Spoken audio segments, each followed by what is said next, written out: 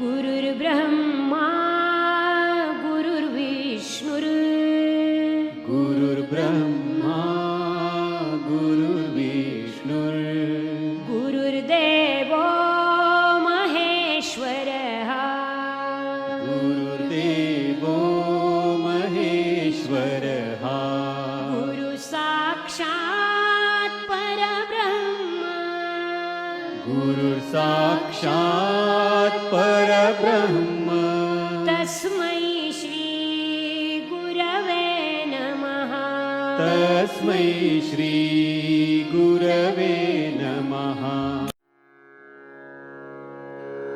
ॐ नमो भगवते वासुदेवाय ॐ नमो भगवते वासुदेवाय ॐ नमो भगवते वासुदेवाय ॐ नमो भगवते वासुदेवाय ॐ नमो भगवते वासुदेवाय वासुदेवाय वासुदेवाय। प्रेम से बोलो श्री कृष्ण भगवान की जय, भोलेनाथ भंडारी की जय। एक बार बोल दो ना राधे राधे।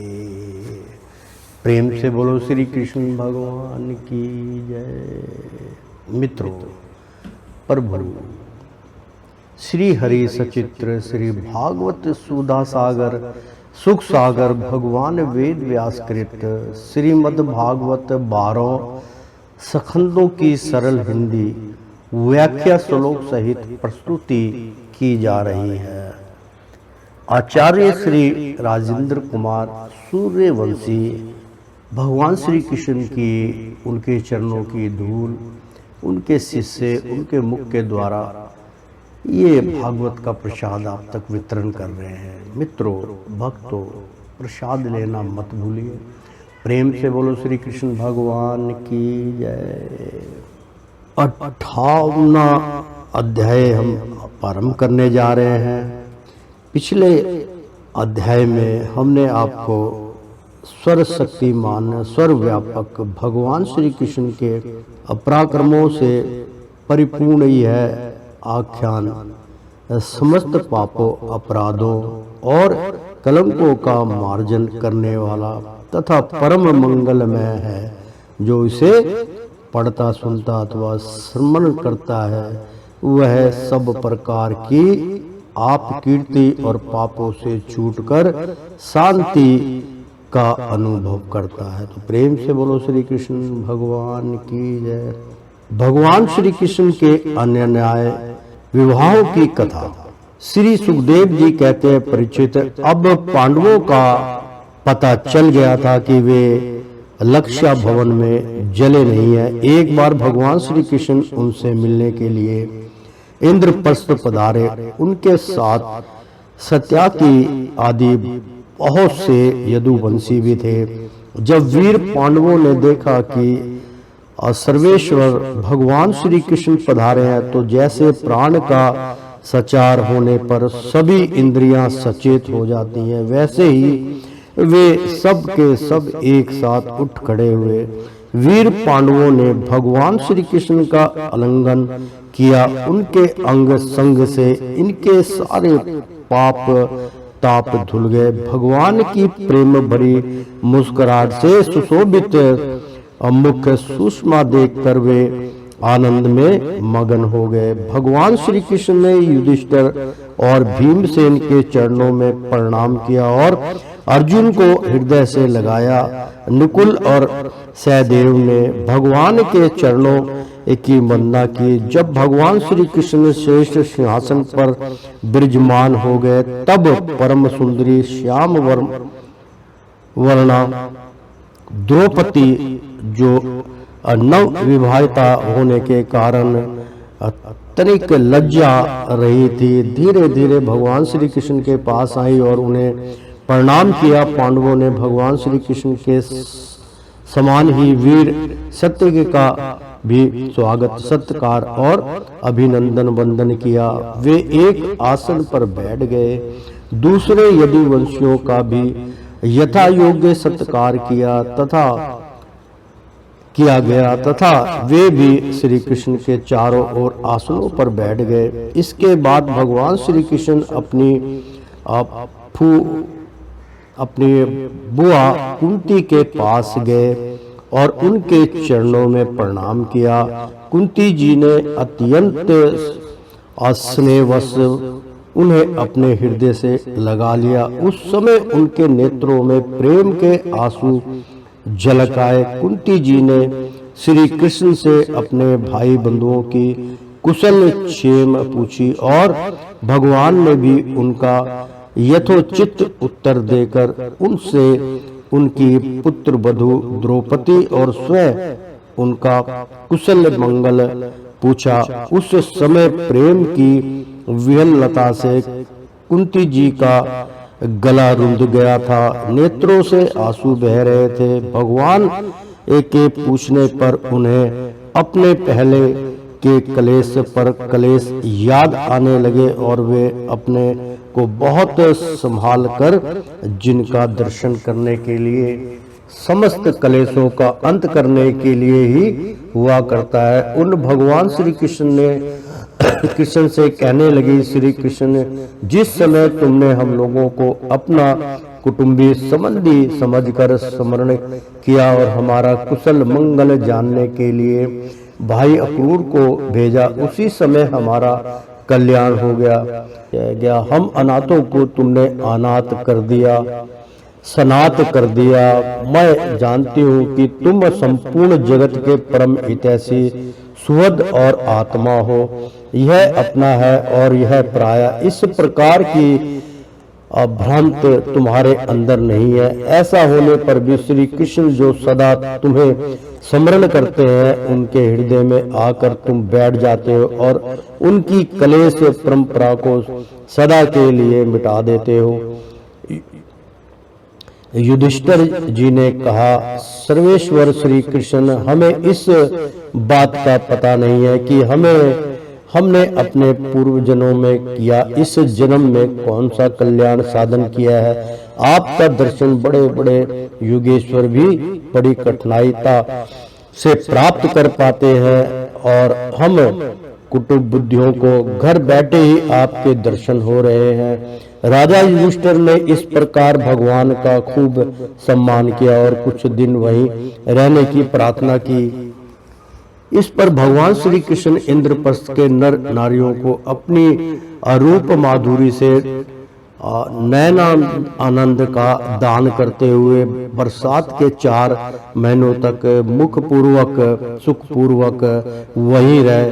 परीक्षित एक बार वीर श्रोमणी अर्जुन ने गांडी धनुष और अक्षय बाण वाले 2 तरकस लिए तथा भगवान श्री कृष्ण के साथ कवच पहनकर अपने इस रथ पर सवार हुए, जिस पर मानव चिन्ह से चिन्हित ध्वजा लगी हुई थी। इसके बाद विपक्षी वीरों का नाश करने वाले अर्जुन उस गहन वन में शिकार खेलने गए, जो बहुत से सिंह, बाघ आदि भयंकर जानवरों से भरा हुआ था। वहां उन्होंने बहुत से बाघ, सुअर,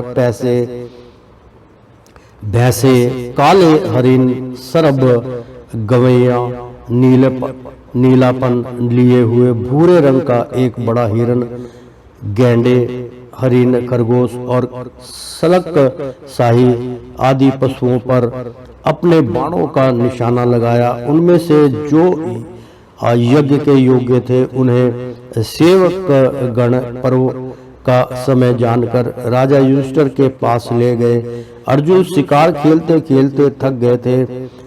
अब वे प्यास लगने पर यमुना जी के किनारे गए। भगवान श्री कृष्ण और अर्जुन दोनों महारथियों ने यमुना जी में हाथ पैर धोकर उनका निर्मल जल पिया और देखा कि एक परम सुंदरी कन्या वहां तपस्या कर रही है। उस श्रेष्ठ सुंदरी की जंघा, दांत और मुख अत्यंत सुंदर थे। अपने प्रिय मित्र श्री कृष्ण के भेजने पर अर्जुन ने उसके पास जाकर पूछा, सुंदरी तुम कौन हो, जिसकी पुत्री हो, कहाँ से आई हो और क्या करना चाहती हो? मैं ऐसा समझता हूँ कि तुम अपने योग्य पति चाह रही हो। हे कल्याणी, तुम अपनी सारी बात बतलाओ। कलानंदिनी ने कहा, मैं भगवान सूर्य देव की पुत्री हूँ। मैं सर्वश्रेष्ठ वरदानी भगवान विष्णु को पति के रूप में प्राप्त करना चाहती हूँ और इसलिए यह कठोर तपस्या कर रही हूँ। वीर अर्जुन, मैं लक्ष्मी के परम आश्रय भगवान को छोड़कर और किसी को अपना पति नहीं बना सकती। अनाथों के एकमात्र सहारे प्रेम वितरण करने वाले भगवान श्री कृष्ण मुझ पर प्रसन्न हो। मेरा नाम है कलनिंदी। यमुना जल में मेरे पिता सूर्य ने मेरे लिए एक भवन भी बनवा दिया है, उसी में मैं रहती हूँ। जब तक भगवान का दर्शन ना होगा मैं यहीं रहूंगी। अर्जुन ने जाकर भगवान श्री कृष्ण से सारी बातें कही। वे तो पहले से ही यह सब कुछ जानते थे। अब उन्होंने कलिनंदी को अपने रथ पर बैठा लिया और धर्मराज युधिष्ठिर के पास ले आए। इसके बाद पांडवों की प्रार्थना से भगवान श्री कृष्ण ने पांडवों के रहने के लिए एक अत्यंत अद्भुत और विचित्र नगर विश्वकर्मा के द्वारा बनवा दिया। भगवान इस बार पांडवों को आनंद देने और उनका हित करने के लिए वहां बहुत दिनों तक रहे। इसी बीच अग्निदेव को खांडव वन दिलाने के लिए वे अर्जुन के सारथी भी बने।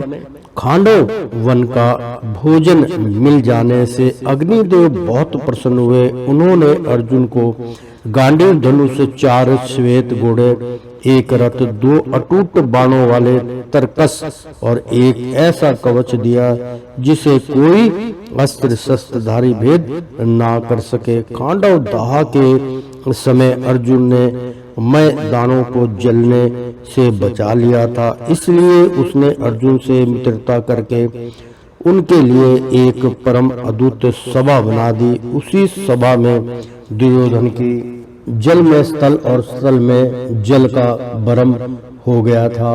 कुछ दिनों के बाद भगवान श्री कृष्ण अर्जुन की अनुमति एवं अन्य संबंधियों का अनुमोदन प्राप्त करके सत्यायाति आदि के साथ द्वारका लौट आए। वहां आकर उन्होंने विवाह के योग्य ऋतु और ज्योतिष शास्त्र के अनुसार प्रशंसित पवित्र लगन में कालिंदी जी का प्राणी ग्रहण किया। इससे उनके स्वरजन संबंधियों को परम मेहर, मंगल और परम आनंद की प्राप्ति हुई। अवंती उज्जैन देश के राजा थे बिंद और अनुविंद। वे दुर्योधन के वशवर्ती तथा आयु अनुयायी थे। उनकी बहन मित्रविंदन ने स्वयं स्वयंवर में भगवान श्री कृष्ण को ही अपना पति बनाना चाहा, परंतु विंद और अनुविंद ने अपनी बहन को रोक दिया। परीक्षित मित्रा और मित्रविंदा श्री कृष्ण की फुआ मतलब फूफी समझ लो और बुआ समझ लो, राजाधी देवी की कन्या थी। भगवान श्री कृष्ण ने राजाओं की भरी सभा में उसे बलपूर्वक हर ले गए। सब लोग अपना सा मुंह लिए देखते ही रह गए। परीक्षित कोमल देश के राजा थे। नगन जीत वे अत्यंत धार्मिक थे। उनकी परम सुंदरी कन्या का नाम था सत्या। नगनजीत की पुत्री होने से वह नगनजीती भी कहलाती थी। परीक्षित राजा की प्रतिज्ञा के अनुसार 7 दुर्दांत बैलों पर विजय प्राप्त ना कर सकने के कारण कोई राजा उस कन्या से विवाह ना कर सके, क्योंकि उनके सींग बड़े तीखे थे और वे बैल किसी वीर पुरुष की गंध भी नहीं सह सकते थे। जब यदुवंश शिरोमणि भगवान श्री कृष्ण ने यह समाचार सुना कि जो पुरुष उन बैलों को जीत लेगा उसे ही सत्या प्राप्त होगी, तब वे बहुत बड़ी सेना लेकर कौशलपुरी अयोध्या पहुंचे।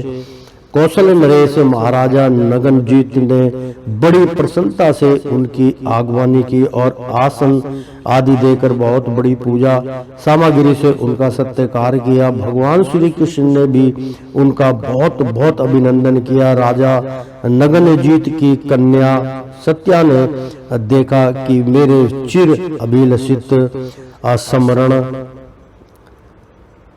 समरमण भगवान श्री कृष्ण यह पधारे हैं, तब उनसे मन ही मन यह अभिलाषा की कि यदि मैंने व्रत नियम आदि का पालन करके इन्हीं का चिंतन किया है तो ये ही मेरे पति हो और मेरी विशुद्ध लालसा को पूर्ण करे। नगनजीती सत्या मन ही मन सोचने लगी, भगवान भगवती लक्ष्मी ब्रह्मा शंकर और बड़े बड़े लोकपाल जिनके पद पंगजक का पराग अपने सिर पर धारण करते हैं और जिस प्रभु ने अपनी बनाई हुई मर्यादा का पालन करने के लिए ही समय समय पर अनेकों लीला अवतार ग्रहण किए हैं, वे प्रभु मेरे किस धर्म व्रत अथवा नियम से प्रसन्न होंगे? वे तो केवल अपनी कृपा से ही प्रसन्न हो सकते हैं। परीक्षित, राजा नगनजीत ने भगवान श्री कृष्ण की विधि पूर्वक अर्चा पूजा करके यह प्रार्थना की कि जगत के एकमात्र स्वामी नारायण आप अपने सब रूप भूत आनंद से ही परिपूर्ण है और मैं हूँ एक तुच्छ मनुष्य, मैं आपकी क्या सेवा करूं? श्री सुखदेव जी कहते हैं, परीक्षित, राजा नगजीत का दिया हुआ आसन पूजा आदि स्वीकार करके भगवान श्री कृष्ण बहुत संतुष्ट हुए। उन्होंने मुस्कुराते हुए मेघ के समान गंभीर वाणी से कहा, भगवान श्री कृष्ण ने कहा, हरि उवाच, राजन, जो क्षत्रिय अपने धर्म में स्थित है उसका कुछ भी मांगना उचित नहीं।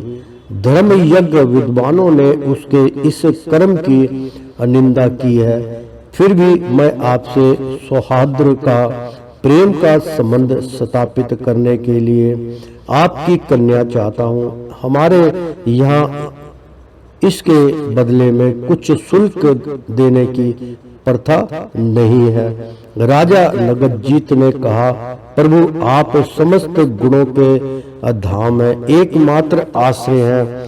आपके वक्ष स्थल पर भगवती लक्ष्मी नित्य निरंतर निवास करती हैं। आपसे बढ़कर कन्या के लिए अभिष्ट वर भला और कौन हो सकता है? परंतु यदुवंशु श्रीमणे, हमने पहले ही इस विषय में एक प्रण कर लिया है। कन्या के लिए कौन सा वर उपयुक्त है, उसका बल पौरुष कैसे है, इत्यादि बातें जानने के लिए ही ऐसा किया गया है। वीर श्रेष्ठ श्री कृष्ण हमारे ये सातों बैल किसी के वश में ना आने वाले और बिना सधाए हुए हैं। इन्होंने बहुत से राजकुमारों के अंगों को खंडित करके उनका उत्साह तोड़ दिया है। श्री कृष्ण यदि उन्हें आप ही नाथ ले, अपने वश में कर ले, तो लक्ष्मीपते आप ही हमारी कन्या के लिए अभिष्ट वर होंगे।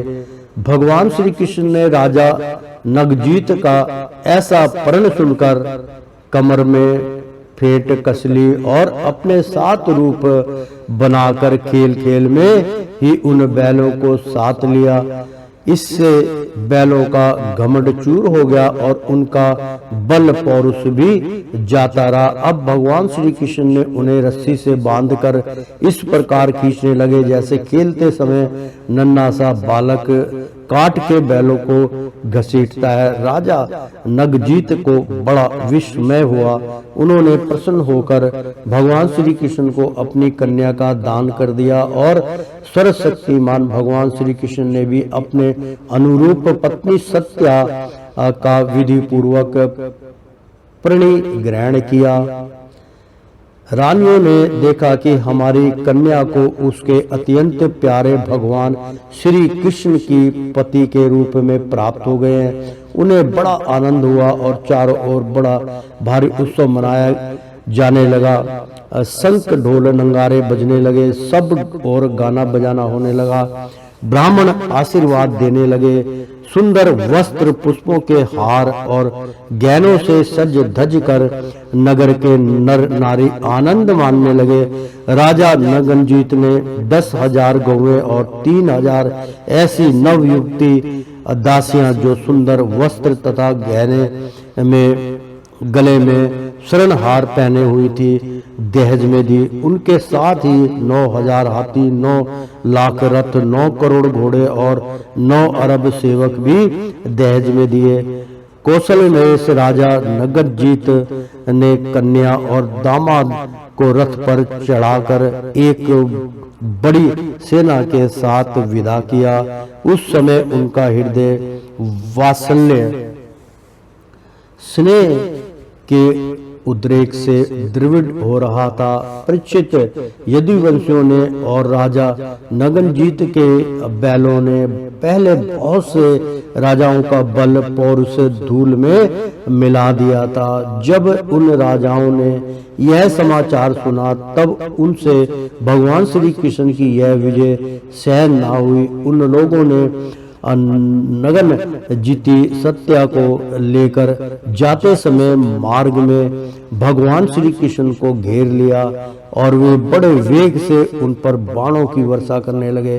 उस समय पांडव वीर अर्जुन ने अपने मित्र भगवान श्री कृष्ण का प्रिय करने के लिए गांडीव धनुष धारण करके जैसे सिंह छोटे मोटे पशुओं को खदेड़ दे वैसे ही उन नरपतियों को मार पीट कर भगा दिया। तदअंतर यदुवंश शिरोमणि देवकी नंदन भगवान श्री कृष्ण उस दहेज और सत्या के साथ द्वारका में आए और वहां रहकर गृहस्थोवित विहार करने लगे। प्रेम से बोलो श्री कृष्ण भगवान की जय। परीक्षित, भगवान श्री कृष्ण की बुआ ऋतु कीर्ति कई देश में ब्याही गई थी। उनकी कन्या का नाम था भरदा। उसके भाई सत्यनंदन आदि ने उसे स्वयं ही भगवान श्री कृष्ण को दे दिया और उन्होंने उसका परिग्रहण किया। मध्य प्रदेश के राजा की एक कन्या थी लक्ष्मणा। वह अत्यंत सुलक्षणा थी और जैसे गरुड़ ने स्वर्ग से अमृत का हरण किया था, वैसे ही भगवान श्री कृष्ण ने स्वयं वर में अकेले ही उसे हर लिया। परीक्षित, इस प्रकार भगवान श्री कृष्ण की और भी असहस्त्र स्त्रियां थी। उस परम सुंदरियों को भी भौमासुर को मारकर उसके बंदी गृह से छुड़ा लाए थे। तो प्रेम से बोलो श्री कृष्ण भगवान की जय। ओ श्रीमन नारायण नारायण हरि हरि, तेरी लीला सबसे न्यारी न्यारी, बोलो बोलो हरि हरि। 59वां अध्याय अब आरंभ होने जा रहा है। तो प्रेम से बोलो श्री कृष्ण भगवान की जय। भौमासुर का उद्धार और 16,100 राजकन्याओं के साथ भगवान का विवाह। राजा परीक्षित ने पूछा, भगवान श्री कृष्ण ने भौमासुर को जितने उन स्त्रियों को बंदी गृह में डाल रखा था, क्यों और कैसे मारा? आप कृपा करके असंग धनुषधारी भगवान श्री कृष्ण का वह विचित्र चरित्र सुनाइए। श्री सुखदेव जी ने कहा, परीक्षित, भौमासुर ने वरुण का छत्र, माता अदिति के कुंडल और मेरु पर्वत पर स्थित देवताओं का मणि पर्वत नामक स्थान छीन लिया था। इस पर सबके राजा इंद्र द्वारका में आए और उनकी एक एक करतूत उन्होंने भगवान श्री कृष्ण को सुनाई। अब भगवान श्री कृष्ण अपनी प्रिय पत्नी सत्यभामा के साथ गरुड़ पर सवार हुए और भौमासुर की राजधानी प्राग ज्योतिषपुर में गए। प्राग ज्योतिषपुर में प्रवेश करना बहुत कठिन था। पहले तो उसके चारों ओर पहाड़ों की किलेबंदी थी, उसके बाद शस्त्रों का घेरा लगाया हुआ था। फिर जल से भरी हुई खाई थी, उसके बाद आग या बिजली की चार दीवारी थी और उसके भीतर वायु गैस बंद करके रखा गया था।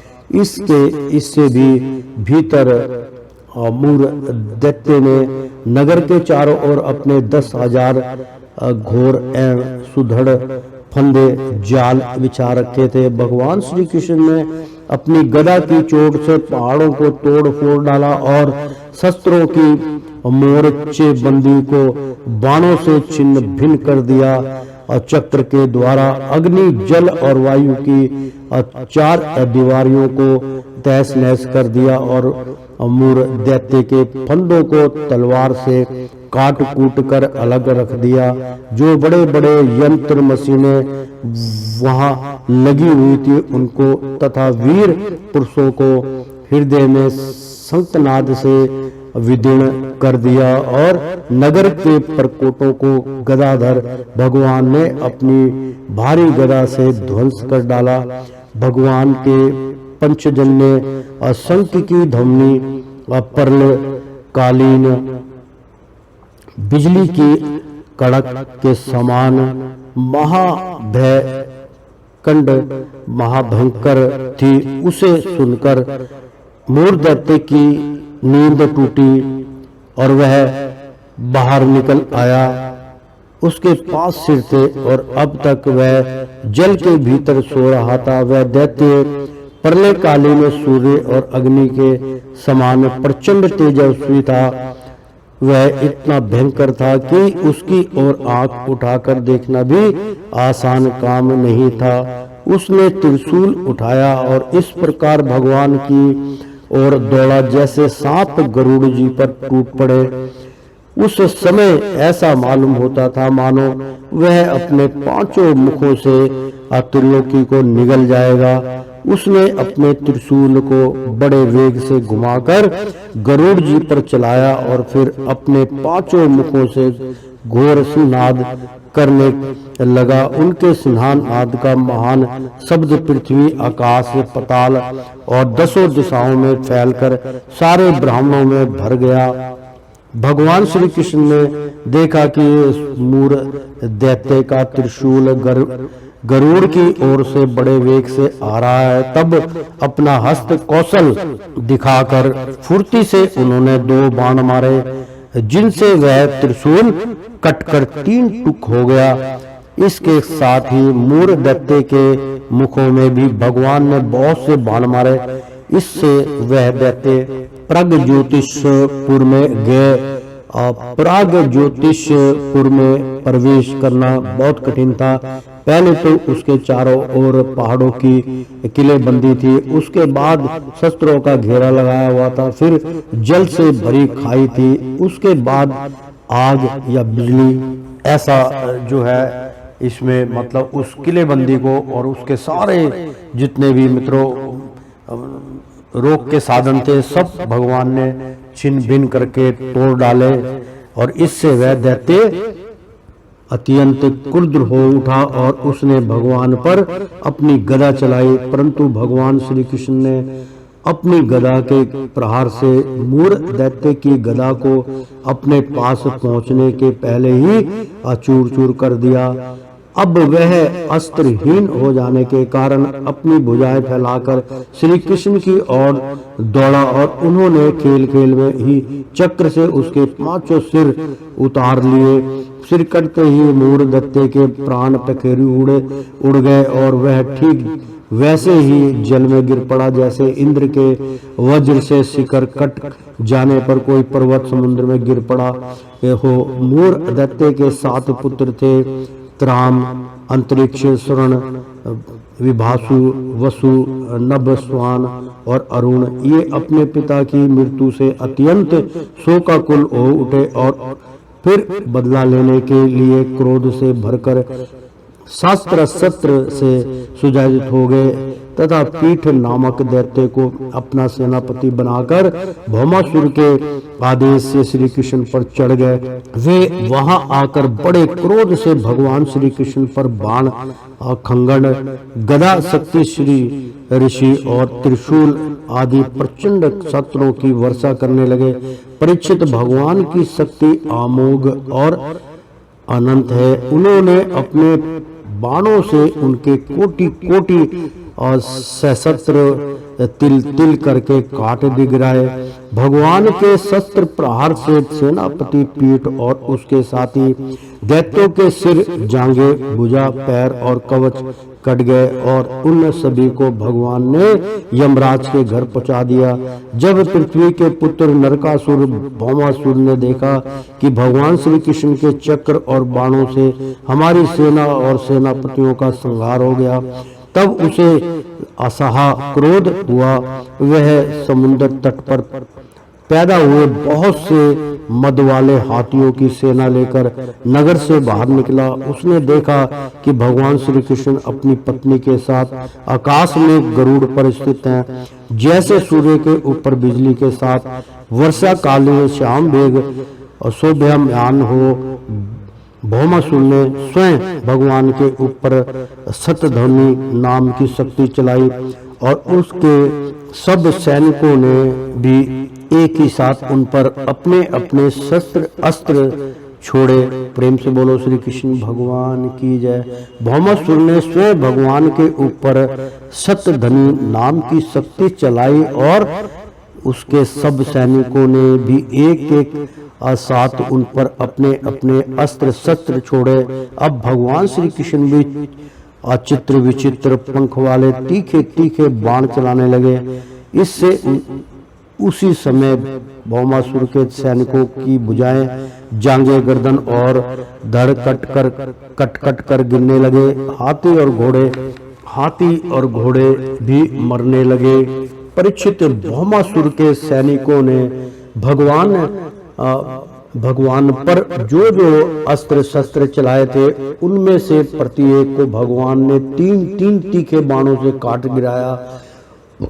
उस समय भगवान श्री कृष्ण ने गरुड़ जी पर सवार थे और गरुड़ जी अपने पंखों से हाथियों को मार रहे थे। उनकी चोंच, पंख और पंजों की मार से हाथियों को बड़ी पीड़ा हुई और वे सब के सब आत्र होकर युद्ध भूमि से भागकर नगर में घुस गए। अब वहां अकेला भौमासुर ही लड़ता रहा। जब उसने देखा कि गरुड़ जी की मार से पीड़ित होकर मेरी सेना भाग रही है, तब उसने उन पर वह शक्ति चलाई जिसने वज्र को भी विफल कर दिया था, परंतु उसकी चोट से पक्षीराज गरुड़ तनिक भी विचलित न हुए, मानो किसी ने मतवाले गजराज पर फूलों की माला से प्रहार किया। क्या हो, अब भौमासुर ने देखा कि मेरी एक भी चाल नहीं चलती, सारे उद्योग विफल होते जा रहे हैं। तब उसने श्री कृष्ण को मार डालने के लिए एक त्रिशूल उठाया, परंतु उसे अभी वह छोड़ भी ना पाया था कि भगवान श्री कृष्ण ने छुरे के समान तीखी धार वाले चक्र से हाथी पर बैठे हुए भौमासुर का सिर काट डाला। उसका जगमगाता हुआ सिर कुंडल और सुंदर किरीट के सहित पृथ्वी पर गिर पड़ा। उसे देखकर भौमासुर के सगे संबंधी हाय हाय पुकार उठे। ऋषिकेश लोग साधु कहने लगे और देवता लोग भगवान पर पुष्पों की माला और वर्षा करते हुए स्तुति करने लगे। अब पृथ्वी भगवान के पास आई।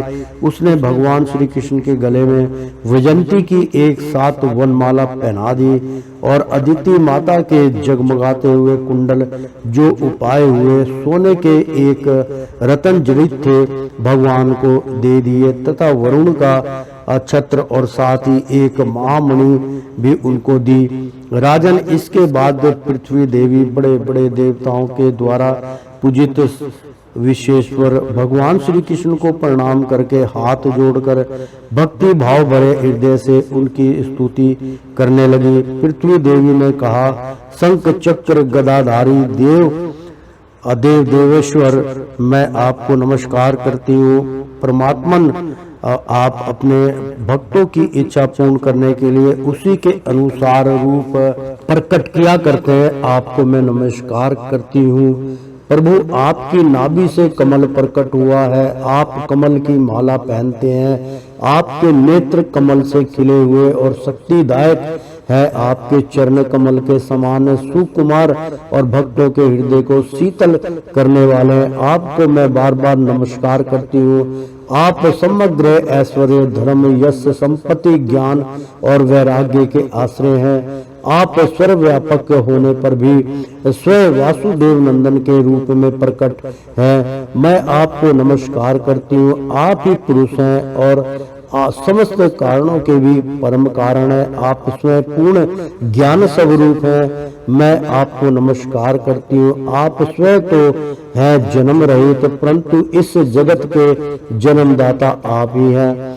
आप ही अनंत शक्तियों के आश्रय ब्रह्मा है। जगत का जो कुछ भी कार्य कारणमय रूप है, जितने भी प्राणी या अप्राणी है, सब आपके ही स्वरूप है। परमात्मन, आपके चरणों में मेरे बार बार नमस्कार। प्रभु, जब आप जगत की रचना करना चाहते हैं तब उत्कट रजोगुण को, और जब उसका प्रलय करना चाहते हैं तब तमोगुण को, तथा जब इसका पालन करना चाहते हैं तब सतोगुणों को स्वीकार करते हैं। परंतु यह सब करने पर भी आप इन गुणों से ढकते नहीं, लिप्त नहीं होते। जगत पते आप स्वयं ही प्राकृति, पुरुष और दोनों के संयोग वियोग के हेतु काल है तथा उन तीनों से परे भी है। भगवान, मैं पृथ्वी, जल, अग्नि, वायु, आकाश और पंचतन मात्राएं, मन, इंद्रियां और इनके अधिष्ठात्र देवता, अहंकार और महत्व तो कहाँ तक कहूँ, यह संपूर्ण चराचर जगत आपके अद्वितीय स्वरूप में भ्रम के कारण ही पृथक प्रतीत हो रहे हैं। शरणागत भय भंजन प्रभु, मेरे पुत्र भौमासुर का यह पुत्र भगदत्त अत्यंत भयभीत हो रहा है। मैं इसे आपके चरण कमलों की शरण में ले आई हूँ। प्रभु, आप इसकी रक्षा कीजिए और इसके सिर पर अपना वह कमल रखिए जो सारे जगत के समस्त पाप तापों को नष्ट करने वाला है। प्रेम से बोलो श्री कृष्ण भगवान की जय। श्री सुखदेव जी कहते हैं, परीक्षित, जब पृथ्वी ने भक्ति भाव से निमग्न होकर इस प्रकार भगवान श्री कृष्ण की स्तुति प्रार्थना की, तब उन्होंने भगदत्त को अभियान दान दिया और भौमासुर के समस्त संपत्तियों से संपन्न महल में प्रवेश किया। वहां जाकर भगवान ने देखा कि भौमासुर ने बलपूर्वक राजाओं से 16,000 राजकुमारियां छीनकर अपने यहाँ रख छोड़ी थी। जब उन राजकुमारियों ने अंतपुर में पधारे हुए नरश्रेष्ठ भगवान श्री कृष्ण को देखा, तब वे मोहित हो गई और उन्होंने उनकी आहुति की कृपा तथा अपना सौभाग्य समझकर मन ही मन भगवान को अपने परम प्रीतम पति के रूप में वर्ण कर लिया। उन राजकुमारियों से प्रत्येक ने अलग अलग अपने मन में यह निश्चय किया कि ये श्री कृष्ण ही मेरे पति हों और विधाता मेरी इस अभिलाषा को पूर्ण करें। इस प्रकार उन्होंने प्रेम भाव से अपना हृदय भगवान के प्रति निछावर कर दिया। तब भगवान श्री कृष्ण ने उन राजकुमारियों के सुंदर सुंदर निर्मल वस्त्र भूषण पहनाकर पालकियों से द्वारका भेज दिया और उनके साथ ही बहुत से खजाने, रथ, घोड़े तथा अतुल संपत्ति भी भेजी।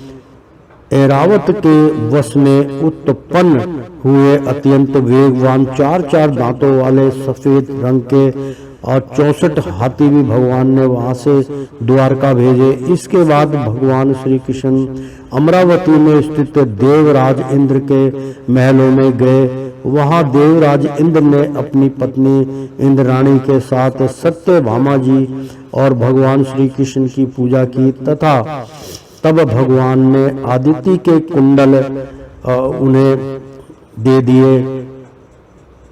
वहां से लौटते समय सत्यभामा जी की प्रेरणा से भगवान श्री कृष्ण ने कल्प वृक्ष उखाड़कर गरुड़ पर रख लिया और देवराज इंद्र तब तथा समस्त देवताओं को जीतकर उसे द्वारका में ले आए। भगवान ने उसे सत्यभामा के महल के बगीचे में लगा दिया। उससे उस बगीचे की शोभा अत्यंत बढ़ गई।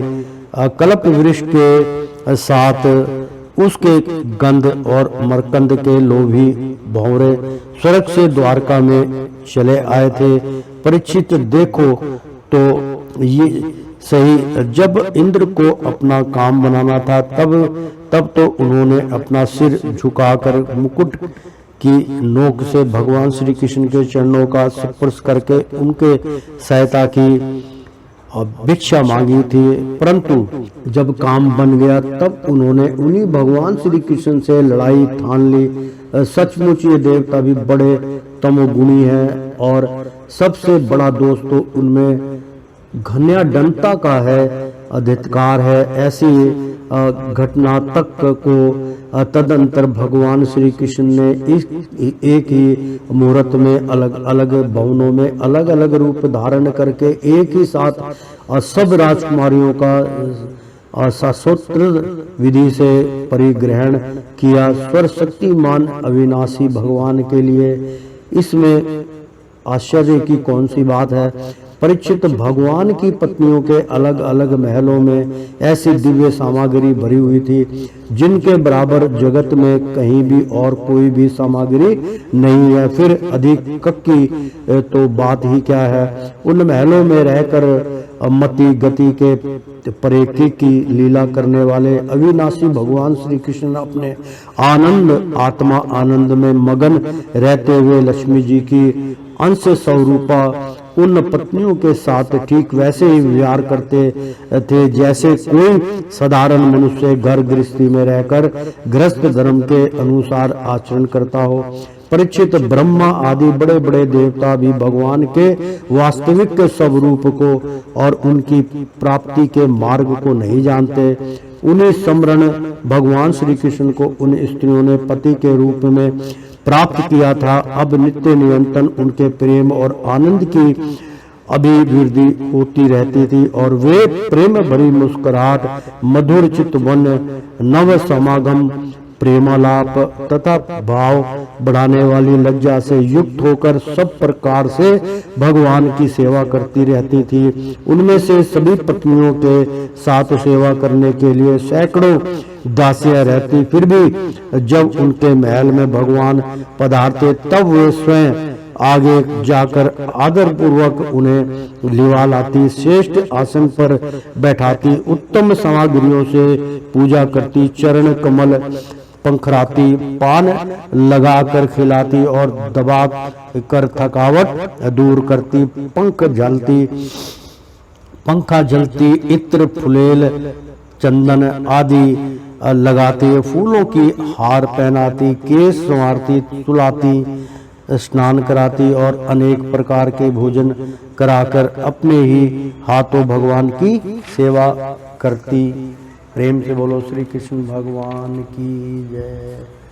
ओ श्रीमन नारायण नारायण हरि हरि, तेरी लीला सबसे न्यारी न्यारी, बोलो हरि हरि। ओ श्रीमन नारायण नारायण हरि हरि। प्रेम से बोलो श्री कृष्ण भगवान की जय। ओ श्रीमन नारायण नारायण हरि हरि, तेरी लीला सबसे न्यारी न्यारी, बोलो हरि हरि। एक बार बोल दो ना, राधे राधे।